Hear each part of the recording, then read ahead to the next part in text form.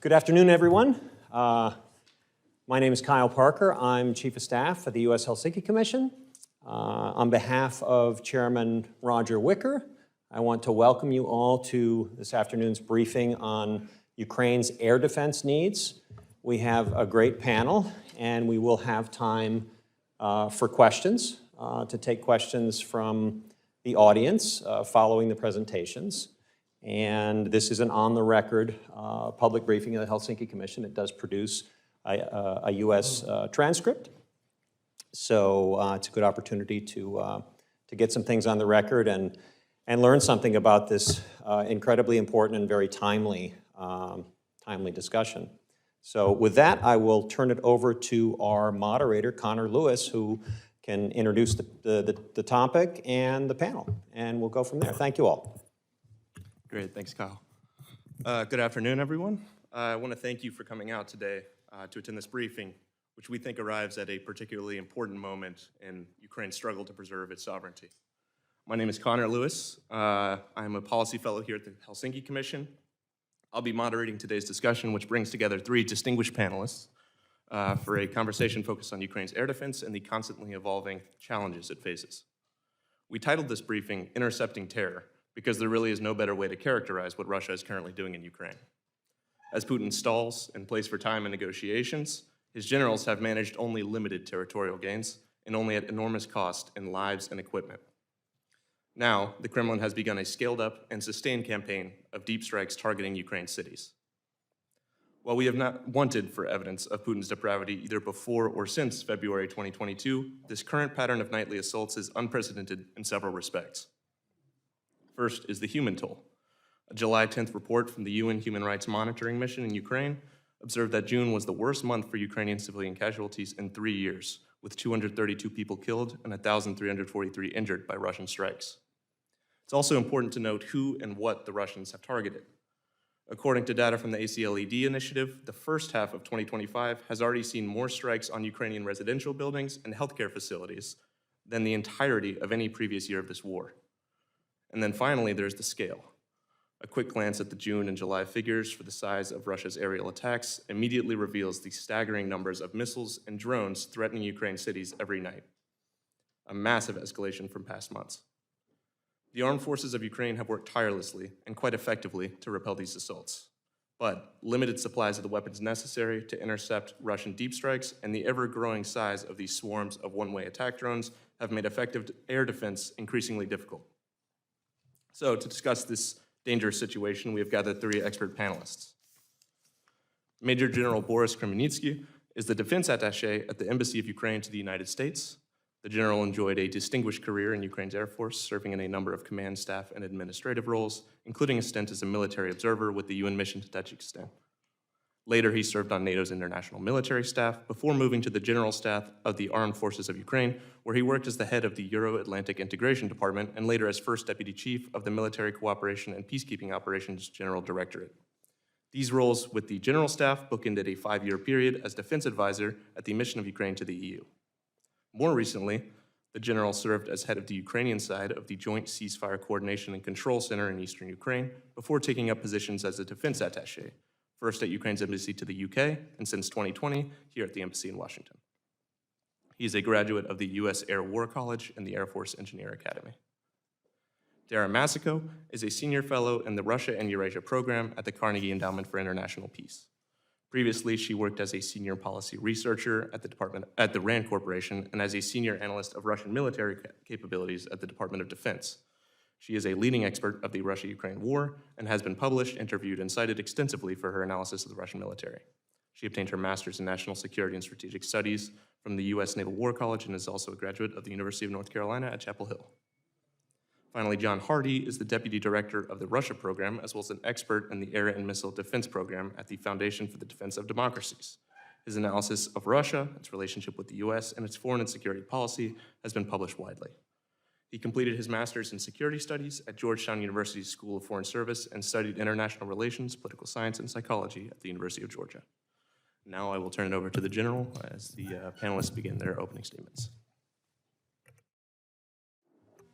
Thank you very much for introduction and good afternoon. First of all, I'd say that today is the 1,247th day of full-scale Russian aggression. And despite some skeptics, including in this capital, we are still fighting and holding the line, and we will continue to do so.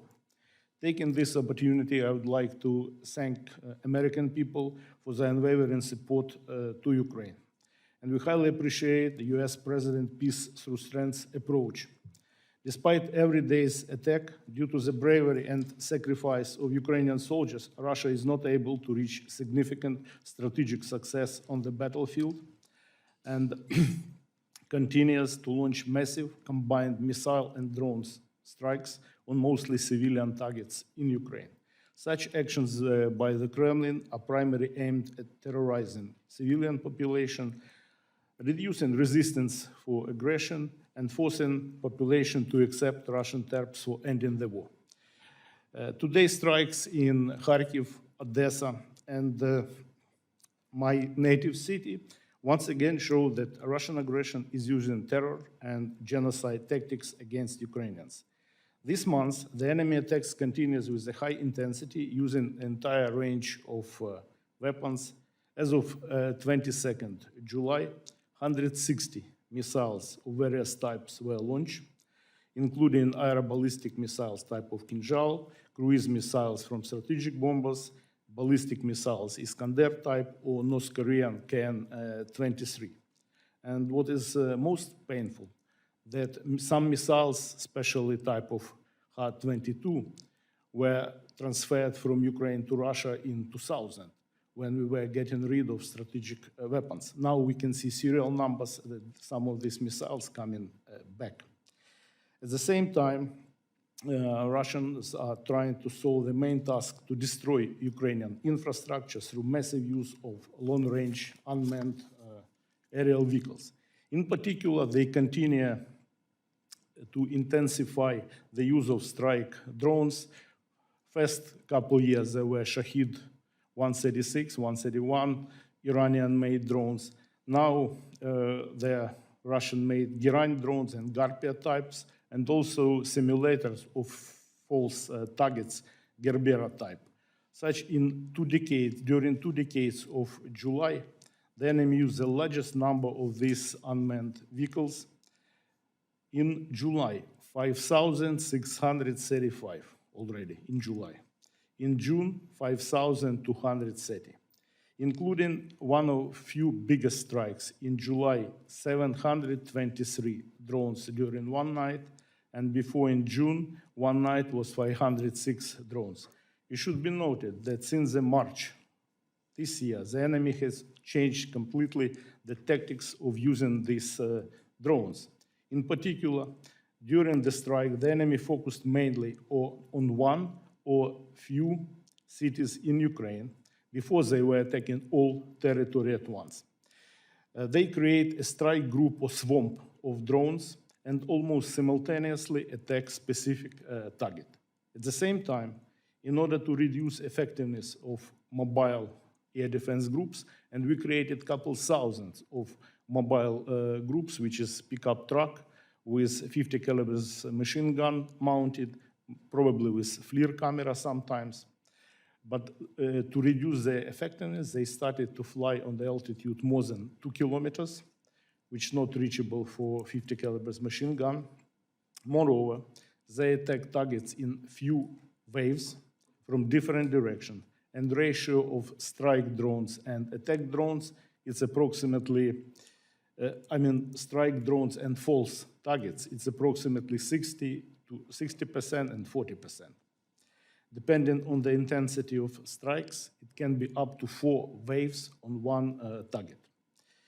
For 3 to 4 days, the enemy use up to 100 drones and then try to accumulate big quantity and then delivers more massive strike, which is combined with missiles, cruise missiles, and ballistic missiles.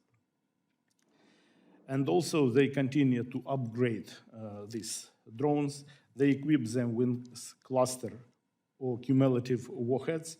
And what we see now, they increase the weight of warhead up to 90 kilos. Before it was 50 kilos.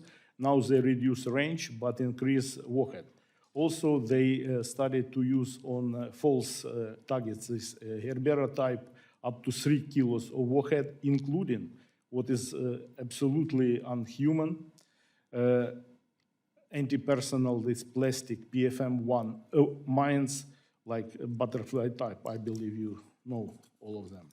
And of course, warhead as well. They also improved design of drones for difficult weather conditions. And they started serial production of these drones in Tatarstan, Alabuga Free Economic Zone.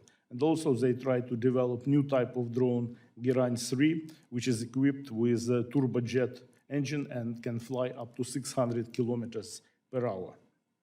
They also, and you know that one of the most effective ways to fight with this drone was electronic warfare. What we see now we observe the use of up to 16 channels, CRPA antenna. This is controlled reception pattern antennas, which is very difficult to jam or spoof by electronic warfare. So they plan by the end of this year to produce 4,100 units. And this factory, we know that they started to build factory in North Korea and some other places. And so they also expand geography of launching bases. And we understand that the best way to fight these drones is not just only to shoot them over Ukraine, but to destroy bases and their launch pads where they're launching. So we believe that soon they will be able to increase attacks during one day up to 1,000 drones. And from this point of view, we see that air defense is really crucial. And since this war started 3.5 years ago, we were saying that priority for Ukraine is air defense, and we were asking our partners to support us in closing Ukrainian sky. We highly appreciate partners' support for providing Ukraine a variety of air defense systems, Patriot, SAM-T, NASAMS, Hawk, Mistral, and many others, also some counter-UAS systems. And I can say that there is no country in the world which can deploy and sustain such quantity of different platforms and different systems. Also, we widely use non-kinetic air defense, like electronic warfare. And we need much more air defense to protect our cities and forces, and we appreciate any support in this area. Ukrainian armed forces developed and employ various new tactics. For example, with the Patriot, this system was never used in a way we are using it, using some its mobile capabilities and so on. And our experience shows that the key for success on the battlefield, and especially particularly in air defense, is absolutely asymmetric approach, innovations, and new disruptive technologies, like electronic warfare, different types, drone interceptors, and others. With our American partners, we also developed a project, you may saw it before in media, which called Frankensam, which is a unique way to combine Soviet-made launchers and Western-made missiles, and it's successfully deployed. Also, we use successfully fixed and rotary wing aircraft for air defense, and we really appreciate platform F-16 platform, which we widely use against cruise missiles and drones.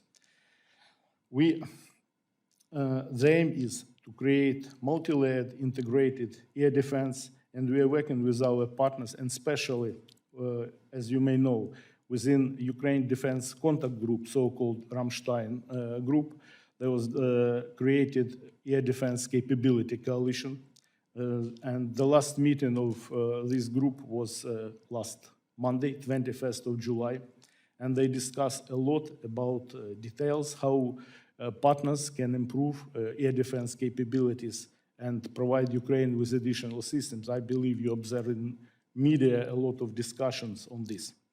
Ukraine is not only ready, requires air defense, but we are ready to share our own experience.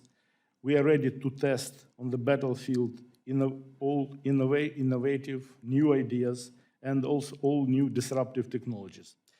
We're working with our partners also on joint production of air defense systems, and we believe that our experience can be also used with our American friends while working on a Golden Dome air defense system.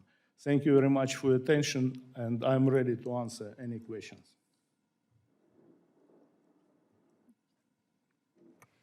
Hi, everyone. Happy afternoon. My name is Dara Massico. I'm a senior fellow at the Carnegie Endowment for International Peace. And General, I think you'll find that we're in agreement on a lot of these assessments, so perhaps I could just relinquish my time. I'm just kidding. So I just wanted to provide a few thoughts on the evolution of Russian drone and missile technology that we've seen since 2022. So my views on this are as the Russian military continues to adapt and evolve and modify its missile strikes against Ukraine for increasing reliability and accuracy in an attempt to evade and saturate Ukrainian air defense systems. And since they declared a partial mobilization in September of 2022, their missile production rates have risen far above pre-war levels. And they've repurposed older Soviet anti-ship cruise missiles, for example, to target apartment buildings in Ukraine, and air defense missiles into land attack roles to supplement what they can do. The dramatic increase in Russian one-way attack drones, many initially derived from Iranian designs, have supplemented Russia's missile stockpiles, and we see salvos against Ukraine varying from 30 missiles to over 150 to 200, although the larger salvos are more rare. The Russian military is regularly experimenting with different strike patterns, as the general has articulated, as they try to overwhelm Ukrainian air defense systems. These include techniques like varying missile flight paths that double back on targets, or they loop around cities for a few hours before they hit their intended target. They change altitudes, and they now employ different types of penetration aids like chaff, flare, or hardening against jamming. The Russian military is using complex attacks, again, as the general has already articulated, to coordinate their arrival times on a target. From several different types of missiles, whether they be air-launched, sea-launched, ground-launched, from several different locations inside Russia or the Black Sea. And they are structured to arrive on target within minutes of one another in an attempt to saturate the defenders. This is not something that the Russian military was capable of doing in 2022, and unfortunately they continue to experiment with this to make it increasingly difficult for Ukraine's air defenders to engage. They also are using different types of warheads, occasionally cluster munitions, against civilian and military targets, in addition to the thermobaric rockets associated with long-range artillery systems like TOS-1 and TOS-2. And Ukrainian air defense teams are consistently and constantly improving their abilities to intercept these missiles, particularly against the cruise missile varieties. Ballistic missiles, they do pose more of a challenge, particularly missiles like the Kinzhal hypersonic missile, and some that have complicated flight profiles. They are difficult to intercept, or there's areas of Ukraine that have insufficient air defense coverage due to its size. And the air defense batteries and the air defense teams are high-value targets for the Russian Federation to try to destroy. And Russian reconnaissance strike has improved over the past 2 or 3 years to where if the Patriot teams are deployed too far forward and remain stationary for too long, they are often targeted with Iskander missiles near the front lines or within strike range. And the Russians are targeting a variety of military and civilian infrastructure. And while I don't have access to their targeting deck or their strike plans or what their intentions are, just from observing, since for the past 3 years, I conclude that there appears to be no sufficient process or lack of effort to limit civilian collateral damage. And there are times where it appears that civilian facilities are themselves the target. Examples include, that we've all seen, include strikes at civilian hospitals, busy shopping centers in the middle of the day, high-rise apartment buildings that are targeted with Soviet-era missiles that were designed to sink an aircraft carrier, so there is no accuracy in an urban environment, or ballistic missiles that are armed with cluster munitions that land in populated city centers. A few words about drones. Again, the general has already articulated many of the challenges. In my view, this is the most dramatic aspect of the change in warfare in the past 3 years, has been the evolution in unmanned warfare and drone warfare by both the Ukrainian and the Russian militaries. This includes loitering munitions, first-person view drones, one-way attack drones, and other reconnaissance strike complex complexes that have made most types of movement within 30 kilometers of the front line on either side to be very difficult. And the rise of Russian wired or fiber optic drones since 2024 is a particular challenge to counter, although I do note that Ukraine is catching up quickly in this area. And the general's already articulated the production rates of the Shahed-2 drones at Albuga, so I'll just skip over that. And I do want to note the size of the attacks that we are looking at has risen even from January of this year to 100 drones per day to 500, 700 on average, and it's anticipated to climb. Not only are the numbers increasing, but the Russian engineers have made qualitative improvements to these one-way attack drones to make them more lethal and difficult to intercept, including dark paint, special coating in an attempt to reduce their flight signatures, pop-up maneuvers that they do at terminal descent, where they fly straight up and down to try to evade the Ukrainian air teams. They fly faster, they modify their flight paths. It's becoming very complicated. They also fly in Belarusian airspace. They hug the border until the last moment, and then they fly in to reach their target. They are not just using them for attack, but they also use them for missions to map locations of Ukrainian air defense teams or other detection networks, other military assets, and as the general noted, they do add decoys to overwhelm or complicate the work of the air defenders. And I think we have to talk about what is happening right now in Kherson City. This is what is referred to as human safari, where Russian drone units there not only target military logistics around the city, but they are also specifically targeting civilians on the street of the city. Come on in, guys. They not only target civilians who are carrying their groceries home or women bicycling home, but unfortunately has now extended to a toddler playing in his playpen in his own backyard. So this is a targeted harassment of the civilian population that has been underway since late 2022 when Russia had to leave the city. And I just wanted to include this line from the UN's Independent International Commission of Inquiry on Ukraine in May of this year that concluded, quote, Russian armed forces have committed the crimes against humanity of murder and the war crimes of attacking civilians through a month-long pattern of drone attacks targeting civilians on the right bank of the Dnipro River in Kherson province in Ukraine. It also found that these acts were committed with the primary purpose to spread terror among the civilian population in violation of international humanitarian law, close quote. This behavior, we should anticipate, could emerge elsewhere along the front line, even if there's a ceasefire in place, unless careful guardrails are established in the settlement. And a few concluding thoughts from me. The Ukrainian air defense network, as it is now, is not sufficient to protect all of the country given the size and complexity of that task. But as long as this network is operational and supported by partners, it intercepts the majority of missiles, particularly cruise missiles, and it also has a deterring effect on the Russian Air Force. The Russian Air Force remains reluctant to losing more aircraft, and as long as Ukraine's air defense shield remains viable, the Russian Air Force will hold back its tactical aviation. And by the Russians' own admission in their own defense publications, they admit that their own air defense network, while it's very dense and it's learning all the time, still faces critical challenges like friendly fire, and they find it difficult to engage Ukrainian drone strikes that are heading into Russia when they are flown in specific ways. And I think it's useful to remember, if this problem seems large and looming and growing, that there are still critical vulnerabilities in Russian military power that are enduring and can be exploited. And I would share the general's assessment that one of the most efficient and yet difficult ways is to reduce Russian missile strike potential is to damage or destroy the launch platforms themselves. This means certain types of ships, certain types of bombers, as Operation Spiderweb did, and various ground launch platforms. And I think more effective or purpose-built interceptors to use against Russian attack drones would also be critically important for Ukraine given the rate of production increase that we are looking at this year. And there are rumors in different types of technologies in development to address this. And the bad news here, and there is quite a lot of it, is that Russia is aware of the slow production rates of Western air defense systems, Patriot NASAMS, IRIS-T. And over time, they hope to destroy Ukraine's will to continue fighting and to attrit or destroy its air defense capabilities with nightly strikes while damaging critical infrastructure and depopulating frontline cities like Kharkiv or Kherson or potentially Dnipro, whose civilians are struggling with the extended timeline of these frequent attacks. And they seek to convince the West that they will never produce enough to resolve this challenge.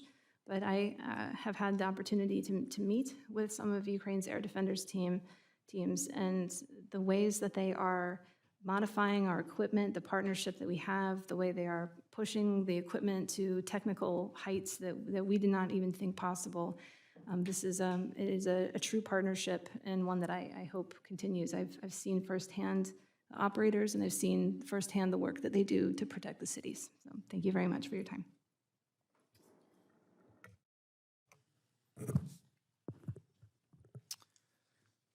Thank you for the opportunity to speak to you today alongside my distinguished fellow panelists. Our topic couldn't be more important or timely. Despite President Trump's repeated calls on Putin to stop, Ukraine continues to face a relentless assault, both on the ground and through the air. Putin apparently still clings to the hope that he can break Ukraine's resistance and outlast Western will. I have no doubt the Ukrainians will continue to prove him wrong, and they continue to find new ways to surprise the world with their ingenuity, such as Operation Spiderweb, which dealt a gut punch to Russian long-range aviation. But Ukraine needs our help. After all, Russia is not fighting alone, but with key support from its authoritarian friends in Beijing, Pyongyang, and Tehran. The past few months have seen Ukraine's air and missile defense capacity, already in short supply, get stretched even further. Despite Western sanctions, as my colleagues have touched on, Russia has steadily expanded its production of ballistic and cruise missiles and Shahed-type one-way attack drones, in large part thanks to supplies of components and machinery from China. Meanwhile, North Korea continues to supply Russia with KN-23 ballistic missiles, which have become more accurate thanks to Moscow's assistance. As my colleagues also touched on, Russia has engaged in tactical and technical adaptation with its Shahed-type drones to counter Ukraine's cost-effective mobile fire groups and electronic warfare. The end result is that not only is Russia launching more of these drones, but more are getting through. In recent weeks and months, Russia has repeatedly broken its own gruesome records for the most projectiles launched in a single night, and Ukrainian civilians have paid the price. According to UN data, almost 1,000 civilians were killed or injured in the first half of July alone. In addition to attacking critical infrastructure and Ukrainian civilians, Russia's current strike campaign aims to undermine Ukraine's war effort. One recent example, according to Defense News, is a strike on a Ukrainian drone company that's working with the U.S. Defense Intelligence Unit's Project Artemis. It's a poignant example that what happens in Ukraine has security implications here at home in the United States. So, what can we do? First, we need to put meat on the bones of the recent pledges to transfer German patriots to Ukraine, backfilled by the United States. And this new aid mechanism shouldn't be limited to patriots, but should be expanded to include other material as well, including munitions for Ukraine's other air defense capabilities. In other words, it shouldn't just be one patriot and done. If these arms are to reach Ukraine in a timely manner, frankly, we may have to accept a little short-term risk with our own stocks, understanding that Ukraine is the one currently in the fight and is actively degrading the Russian military threat. And as my colleagues at my think tank FDD have argued, the risk is manageable and can be mitigated through investment in maximal U.S. production. In addition, as my colleague Mark Montgomery argued after a recent trip to Ukraine, the United States should help Kyiv integrate the advanced counter-drone rockets with its F-16s to counter Shahed-type drones, the same rockets that the American F-16s and F-15s have recently been using in the Middle East. Earlier this summer, the Pentagon diverted to the Middle East fuses for those rockets that had been procured for Ukraine. With the Iran-Israel war now over, the Pentagon and Congress should reassess the quantities needed in the Central Command area of responsibility and send as many as possible to Ukraine. Moreover, Western countries should provide funding for Ukrainian companies to scale up production of promised new capabilities such as counter-Shahed FPV drones and automatic aircraft turrets like the Sky Sentinel. Europe has recently taken a good first step on this front, but more funding would be useful. And any USAI funding that's been committed but not yet obligated should be put on contract as soon as possible. To create maximal leverage over Putin, Trump administration should tap its remaining presidential drawdown authority for Ukraine and ask Congress for a Ukraine leverage package that provides additional PDA replacement funding and USAI funding. This could be used in part to bolster Ukraine's air defenses. But Ukraine shouldn't be restricted merely to shooting down arrows. It'll always be hard to make that math work, particularly for ballistic missile defense. An optimal approach will combine both defense and offense. Ukraine needs to be able to hit the proverbial archer, as well as the factories that make the arrows. Although Ukraine has struck many Russian military, industrial, and energy sites with indigenous long-range drones, many of these drones get shot down or neutralized by electronic warfare, and they generally carry pretty small warheads, making it hard to cripple major factories. More TACMs, Storm Shadow, and Scout missiles would be useful, but what Ukraine really needs is longer range capabilities to hit key missile and drone factories deeper in Russia. This could include missiles like the Tomahawk. Notably, the US Marine Corps wants to cancel its new long-range fire system designed to launch Tomahawks, and will have a few systems left over that could be provided to Ukraine. With the Tomahawk, Ukraine could hit targets such as the plants producing Russia's Goran and Garpia Shahed-type drones, which are both more than 1,000 kilometers away. And then finally, a quick word about sanctions and export controls. So they have certainly proven to be imperfect tools, but they do make it harder and more expensive for Russia's military-industrial base to acquire key components and machinery. Russian sanctions enforcement packages should be and used to be routine, but since taking office, the current administration hasn't issued any. And as a result, the Russia sanctions regime has atrophied. This is hardly the time to be making life easier for Russia's war machine. And we need to combine enhanced enforcement with broader pressure on the Russian economy, especially its oil revenue. President Trump's objective of peace in Ukraine is the right one, but Putin will continue his unprovoked war so long as he believes it's sustainable and offers a pathway to achieving his goals. Ultimately, U.S. aid for Ukraine is more sustainable than Russia's war. By shoring up Ukraine's air defenses, enabling Ukraine to inflict growing costs on Russia's war machine, as well as pressuring the Russian economy and exhausting Russia's offensive potential on the ground, we may be able to start changing Putin's mind. Thank you, and I look forward to your questions. Great, thank you to our distinguished panelists here.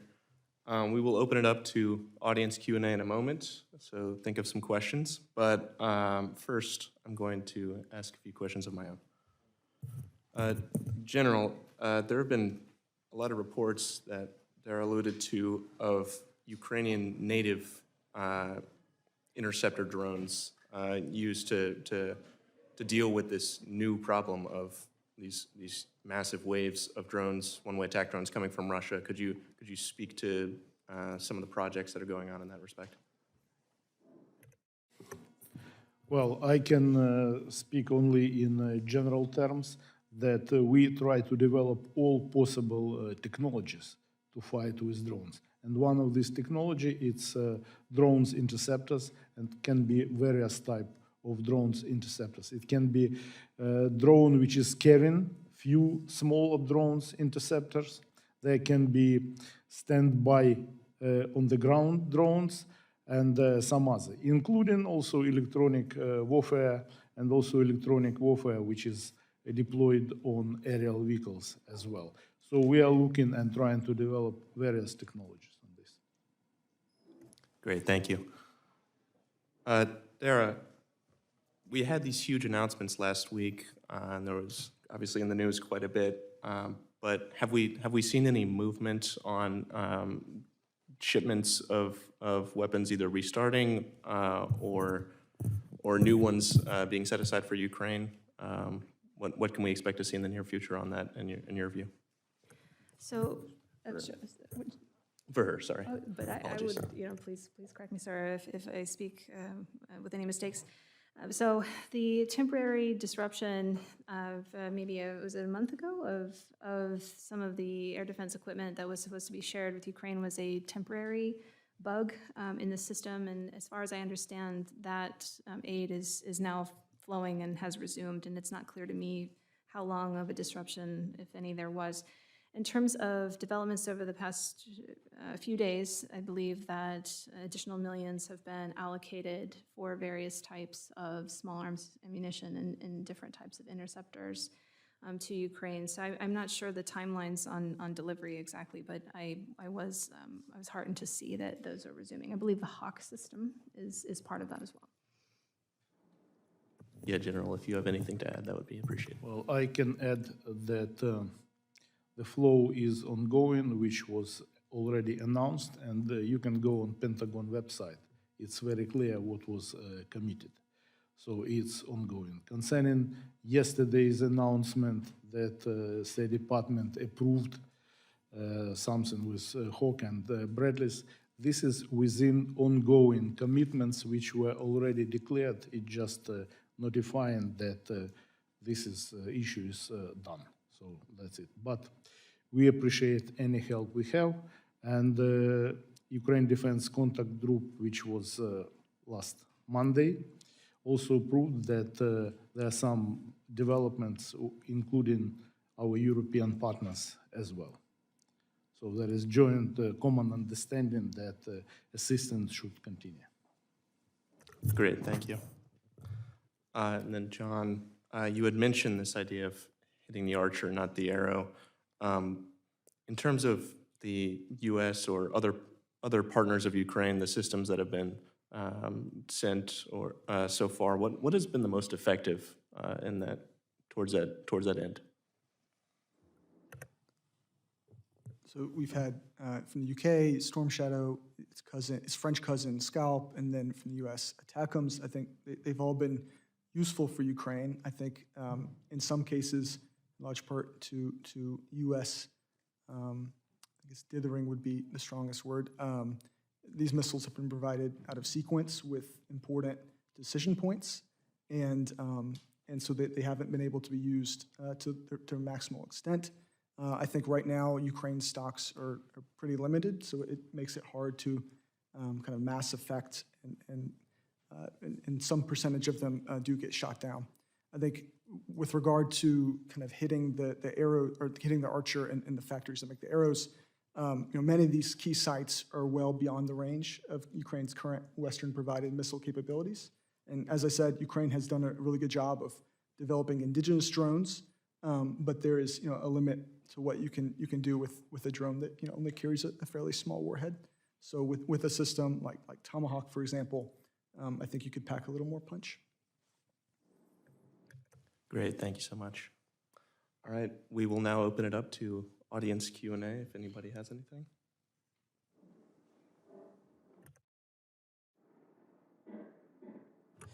First, I'd like to say thank you all very much for being here. My name is Tyler Jacobs. I am an intern with the Helsinki Commission. In a speech most recently to Ukraine's plenary session, President Zelensky emphasized multiple times the increased need in the midst of scattering global priorities, the need for an independent Ukrainian defense infrastructure and weapons production infrastructure. So what are the challenges to this goal, and how can the U.S. the U.S. and its allies partner with Ukraine in order to help develop Ukraine's own infrastructure projects in regards to drone and missile production?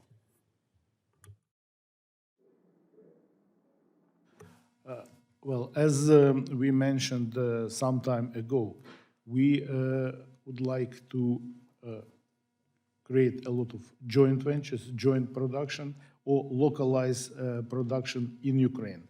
And we already working with with a lot of American companies, first to do production in Ukraine, but also to make joint production in some other countries. And that is something which we believe should be future. At the same time, we have some unique know-how, and we develop some unique technologies, which we are ready to share with our partners and jointly produce a new type of weapons or new types of equipment. This work is ongoing, and we discuss it on daily basis with our business partners here with US companies, but also a lot should be discussed with the United States government, how to deal with some legal and bureaucratic issues as well. Its process is ongoing. Thank you very much. I appreciate it. And a secondary question as well. I'm someone that's potentially going into the U.S. Armed Forces, and certainly we can learn a lot from Ukraine's own defense. against drone warfare and advancements in technology there. During my military training, they told me the best defense against a drone was a shotgun. So in terms of on-the-ground, boots-on-the-ground defense, what are some evolutions in strategy or technology that gives troops on the ground a better defense against these drone attacks? Well, I should say that tactics are changing almost every day. As we employ new equipment, we employ new tactics, the same as now area on the front line. It's you cannot hide anymore in trenches. It's single drones are hunting single soldier. So you need to be very fast, you need to hide yourself, and also what we see, it's less deployment from Russia's side main battle tanks, because that's really clear target. At the same time, we also see, as my colleagues mentioned, fiber optic control drones, which is difficult to jam with electronic warfare. So we say that innovation time on the battlefield, it's from 1 week to 2 months. If you miss this time, you're gone. So it's very fast changing both innovations and tactics.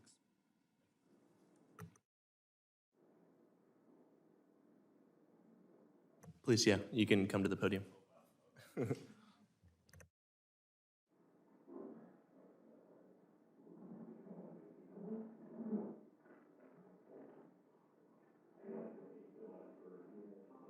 Perfect. Good afternoon. Thank you so much for taking your time out to the panelists.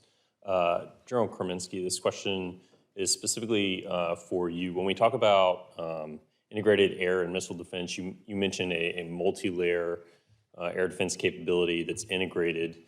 On the integration piece, we talk a lot about weapon systems that are going kinetic or non-kinetic against these, drones, missiles, et cetera. When we talk about combat ID and command and control, those things are required to potentially be those force multipliers to help you enable to target the right air weapon systems targeting Ukraine.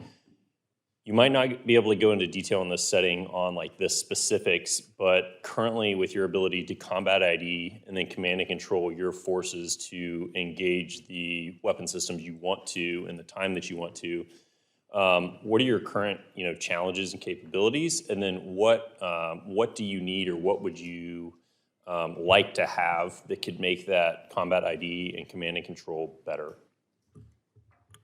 Well, it's a $1 million question, but in real terms, we understood, and everyone understands that command and control and situational awareness is the key in the modern, the key of modern warfare.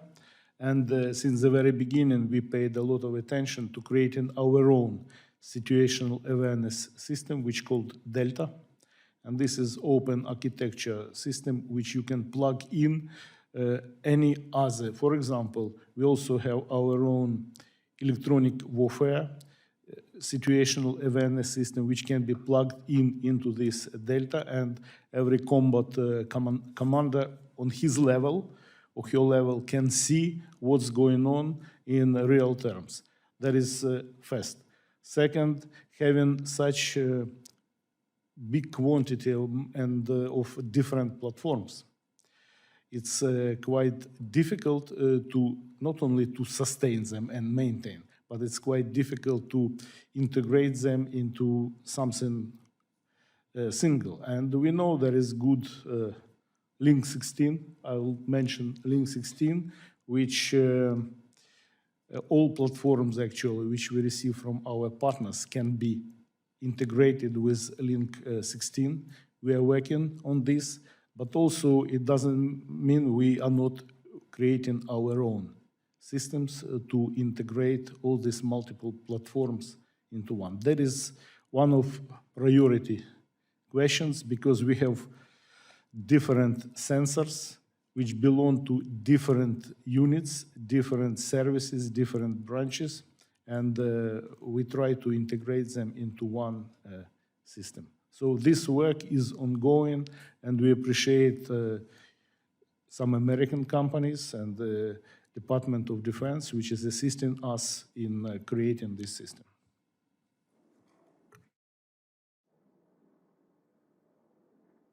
Please, yeah.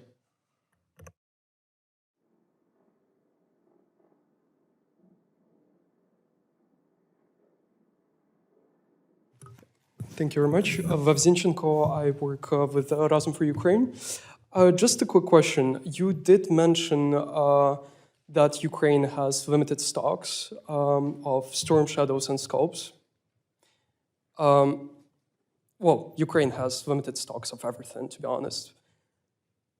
Where are we on Taurus right now? So we have these conversations between the US and European allies concerning transfer of Patriots, transfer of other ammunition. And we do hear certain reports that Germans might be scared of Russians learning how to jam Tauruses, that they've learned how to jam Storm Shadows and Scopes. Where are we standing right now, if you have any knowledge about that? Thank you very much. Is that for me? Okay. I think you asked about Taurus. I can only tell you what I've seen in the press, which is the Germans kind of continue to tease it, but right now are not ready to provide it. And to that, I would just add, the Russians have learned how to jam certain munitions, and countermeasures are in place, and they learn how to, it's a constant game of evolution. But I would say that that's the way that warfare is. This fear of, oh no, they'll learn how to jam Taurus, and then what will we have? I mean, Taurus has been around for a very long time, just as Storm Shadows have, just as ATACMS have. The nature of warfare is that you have to be pushing forward all the time. And this is a war that we're not direct combatants in. So I think that that's really a call to the defense industrial bases of Europe and the United States, that it's overdue to think about the next generation, in my opinion. Well, I can add that it's also very important not to just, first of all, we are working with all our partners to have more equipment you mentioned. At the same time, this is not remedy from what we have. The main idea is to develop our own production, and that is something which we believe will increase our capabilities. And we're also working on this. We pay a lot of attention to our own production. And the example with long-range drones, it's a good example how we managed to do it.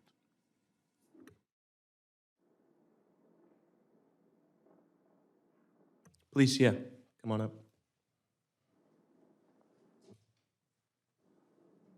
And if you introduce yourself when you get to the podium.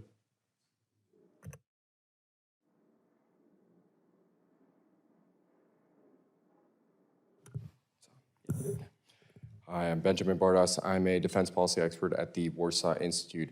I just wanted to briefly ask upon the question, particularly around the front lines in the tactical and operational areas, regarding the frequency of the VKS's activities, particularly with their standoff munitions. So you guys touched upon the topic of the difficulty of intercepting and deterring Russian aviation near the front line, and right now recently in the Pokrovsk theater, and as well around turrets near Chasiv Yar and Kramatorsk, we have seen a dramatic uptick in Russian activity with their FAB 500s, with their glide bomb kits. And I just wanted to see, what do you see prospects-wise to solve this issue? So I want to back up a step and note that the reason why the main task of the Russian Air Force at this point is launching FAB bombs, or the glide bombs from 30, 70 kilometers back, that's their main mission now. And they're not playing a dominant role in this war, as Russia anticipated that they would from the beginning, because they are very concerned about being targeted again by Patriot, NASAM, IRIS-T. So that's the good news, is that they are not able to move forward. They are holding them back. They don't mind that they lose soldiers, but when it comes to losing fighter aviation, they're very conservative about it. But the glide bombs, they are a problem, and there really isn't an easy solution, because once they're airborne, there's only so far forward that Ukrainian air defense teams are comfortable moving before they're struck. The easiest way, given these limitations, is to try to attack VKS bases, which Ukrainian forces are doing with their drone attacks, and occasionally, if they're able to range them with other ammunition provided. The issue is that the Russians have already evolved and anticipated this, so they've pulled a lot of their fighter aviation back, at least from missile range from the Ukrainian border. It is an ongoing and very problematic challenge, I will say. I don't have an easy solution other than destroying the aircraft, but General, perhaps you have. Well, I have almost nothing to add, but this, yes, this is a problem. We try to develop something which can fight with these bombs while they're in the air, because they're also GPS guided, so we can change their precision. At the same time, as you mentioned, the best way to fight them is to destroy fighter jets and bombers which are carrying these bombs. And as you see, recent days, they just using these bombs against civilians in the cities which are close to the border. They cannot fly in to Ukrainian airspace because of air defense, so they just terrorize civilian populations. But we are trying different ways to fight with this issue. I'd only add that if you look at the numbers that the Ukrainians report for the number of glide bombs used, it has really noticeably increased this year, despite kind of a lull over the winter due to weather reasons. And I'd also add that I think Operation Spiderweb was really successful, but the more frequent type of attack you're going to see is the long-range drones. And the Russians have, over time, established counters to be able to defend against that with layers of air defense and EW, and they do scramble aircraft when they see a threat. So it certainly is a difficult challenge, and I join my colleagues in saying I don't have a great answer to it.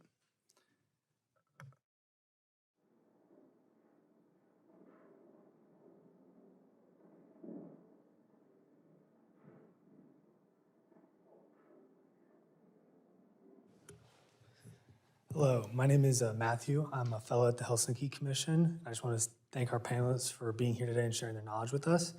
There's a lot of talk today about Russia's increased drone production and increased capability to strike Ukraine. I was curious, with Russia's economic woes and lack of manpower in production, how long can Russia keep up this increased production? And how would secondary sanctions affect their ability to produce these drones? Well, I'll tackle the first part. So the Russian government at this point is comfortable borrowing from other aspects of its budget to finance this war at this level. I think there are limitations in how much farther they can go. They are not willing to put it beyond a certain level where it comes to destabilizing the politics inside the country. That's the line for the Kremlin. Unfortunately, we are seeing them making expansions in some of their defense industrial base, notably about ballistic missile production. They've learned that their cruise missiles are particularly vulnerable to interception, and so they're moving in a different direction. The drone production is assisted in some ways by Russia's partners. Obviously, the technology came from Iran. Russia has built upon it and modified it, Geran 2, Geran 3. They are also receiving components and machine tooling from China that helps them, particularly with fiber optic drones and their ability to scale up. So short of those factories not being able to produce anymore, that I think we should anticipate that this problem is going to continue on the current slow increase. But that being said, we have to keep in mind the vulnerability that the Kremlin has, and it's losing control. And they know that they cannot spend above certain levels before they start to lose control. So I don't know that there's much good news in there, but there are real limits and real constraints, and perhaps that segues into the sanctions question, which I am not equipped to answer. Thank you. I would say that sanctions will never. Experience has shown that sanctions aren't going to stop Russian production. And as we've already noted, Russian production of many things that rely on Western components has increased dramatically. I think sanctions do make it a little harder. And So right now, I think if I were Treasury and Commerce, I would be focused on not making Russia's life easier. And so that means that the sort of steady pace of enforcement packages we saw under the last administration, I think where secondary sanctions are probably could be most impactful is kind of on Russia's economy at large, especially oil revenue. If you look at Iran, for example, what secondary sanctions were able to do with their oil exports. With Russia, it's tougher, but there is potential there if there's political will. Thank you.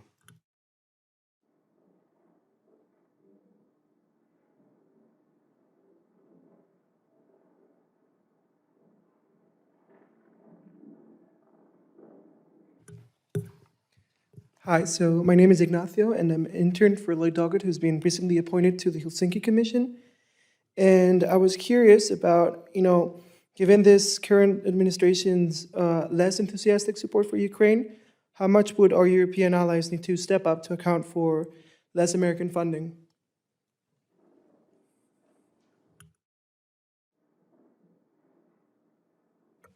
Is your question how, if we were to withdraw our funding or some of our supplies and how that impact the war? I think that there's certain capabilities that various European companies can produce at higher levels, like Rheinmetall. They produce artillery, ammunition, and certainly seem to want to expand and have plans to do so. There are there's specialty equipment that only we produce, most notably the Patriot system and some of the ATACMS and GIMLRs. But we are also thinking about creative ways to continue to supply Ukraine, which is going to our allies and partners and asking them if they would be comfortable providing their systems to Ukraine, and then the United States immediately backfills with production later on down the pipeline. And that's one way that we're managing it. The most critical aspect to continue, I think, is our partnership in terms of some of the less publicly available aspects of our relationship that the United States provides and has unique capabilities. And so far, that's continuing.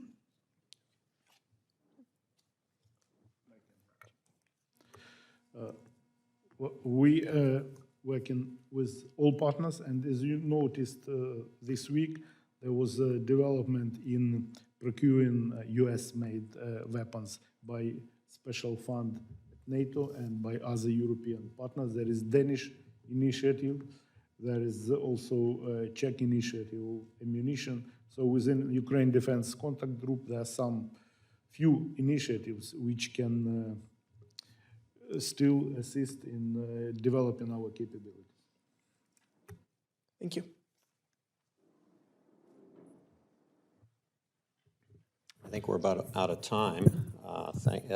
Before wrapping up and giving everybody an opportunity for a concluding statement, I had two questions. One is hopefully a relatively simple one and practical, and the other is just, I don't know, maybe to test my understanding of how this war is being fought. So on the simpler, technical side, I'd be interested, especially from you, General. We've read comparisons and stats on the Patriot versus the joint French-Italian, the SAMP-T. I'd be interested in knowing how you're finding it in use and how you're finding it's holding up to changing Russian tactics. And I think it's been mentioned, and they're getting a lot of opportunity to train against our Patriot system. As they send in their ballistics and other rocketry. And then the other question, really goes to how we tried to frame the topic, intercepting terror, in the sense that are we correct in understanding that Russia is largely using long-range fires, unlike you might expect, sort of, I guess, in a textbook case of a conventional military attacking another conventional opponent? It seems like they're using long-range fires largely to demoralize the population, obviously kill the population. That's part of the demoralizing terrorism, striking civilian infrastructure, shutting the AC off in the summer, and pensioners have to walk up to the 13th, 14th floor in a high-rise, or obviously in the winter, we've heard a lot about that. I know the summer has in some cases been just as difficult. And using it that way, as opposed to what we see, a mostly static line of contact, right? And we've heard occasionally where they will strike a troop formation or a training ground, but I'm just wondering if that's the case. And so in a sense, the provision of greater air defense is to shore up morale. And war is, after all, waged from the heart of a society, right? Clausewitz, it's my professor right there in the front row. I still remembered something from the Naval War College. But the idea, and of course, historically, we haven't seen a whole lot of success of demoralizing a populace's will to fight from the air. So I'm wondering if that general assumption is correct, and also the question on the Patriot versus the SAMP-T in actual practical use. And so for you, General, on that, and anyone else who wants to have a concluding statement, and thank you. Well, frankly speaking, I'm not in position to give analysis and to compare SAMP-T with Patriot. We appreciate any air defense system which we received from our partners. But there were some unique cases, for example, shooting first time in history to shooting hypersonic missile by Patriot. There were cases shooting Onyx missile, which is also hypersonic anti-ship missile. So both systems are capable, I'm sure. The problem is quantity of systems and quantity of interceptors, which we have if we compare with the quantity of missiles attacking our country. So I believe that sooner or later we can provide our partners some analysis of shortfalls or caveats of each of these systems, but it will be in the future and probably in different audience, I would say. Concerning your second question, I believe you're absolutely right. There is no use of cruise missile against on the battlefield against our troops. There are some cases when some ballistic missiles, Iskander type, were used if Russian UAV found some concentration of troops or whatever. But mainly, they deploy this type of weapons against civilian population to terrorize, trying to reduce morale of population. And I could say that there is a big mistake of Russians. They completely underestimate the will of Ukrainians to fight, the morale of Ukrainians, and it makes us more stronger. And you can see, despite these very coward and cynical attacks, even when fast responders come on the spot to save civilians, they attack again, killing fast responders, which is absolutely not acceptable from any humanitarian law, whatever. But especially in winter, when it is cold, we managed to create what we call resistant shelters where people can heat themselves, charge their phones, and so on.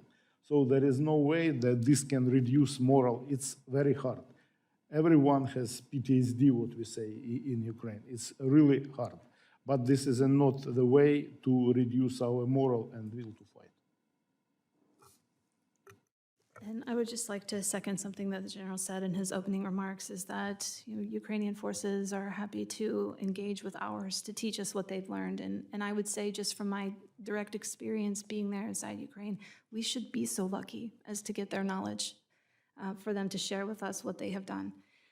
So I've had the opportunity to meet with your teams, and they told me a story, and I can't share a lot of the details, but they were having a problem with what the Russians were doing. The Russians had done something new and unexpected, and the teams wanted to talk about it. How can we find a technical solution? How can we find a solution? And so they were able to partner with American partners, and we have a lot of restrictions. We can't send U.S. military personnel and most defense civilians forward inside Ukraine, so it's remote. But we collaborated on a technical solution, and it worked. And the teams in Ukraine were grateful for that opportunity. But what I would tell the general is that really our our guys and girls are so grateful for the opportunity to learn from you and make our systems work better. To the point where, we, at our base at Al Udeid, was targeted with Iranian ballistic missiles, and we intercepted most, if not all of them. And that came, from what I understand, as a result of the collaboration that we have in pushing our systems to a new technical capability. So this is a relationship that's strong, and there's many benefits. And if we're worried about lethality in the Department of Defense and evolving to the next future of warfare, then these folks are at the edge of it, and we should learn from them. If I could just piggyback on that. Right now, the Army has a major transformation initiative underway, and part of that is working with the sorts of FPV drones and drone drop munitions that Ukraine has used so effectively. It would be simply criminal if we do not properly leverage Ukraine's expertise and innovation in that area. And by the way, for those focused on the pacing threat in China, the Taiwanese are intensely interested in learning from Ukraine and also working with Ukrainian companies to stand up Taiwan's own nascent drone industry. So a ton of opportunities that we cannot afford to let slip by for ourselves and our partners. Thank you for those answers. One thing, just I guess as an aside to, wanted to mention the Department of State's role here as well, not simply as a convener, sort of conduit, but literally in the air defense war with INL's provision of the mobile fire teams that have done a pretty good job defending cities like Kiev, particularly against the Garon drones, because they're able to send up, 50 caliber bullets that, these are pennies a piece as opposed to the cost of your more sophisticated interceptors. So seeing that and they have radars and they've been quite effective. But yeah, hats off to INL's ability to get that equipment in very quickly and to the Ukrainians to be able to use it to great effect.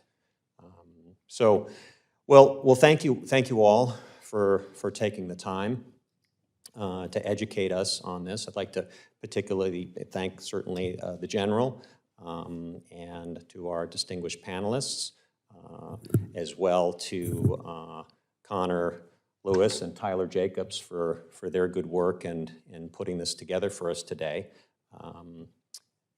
Slava Ukraini.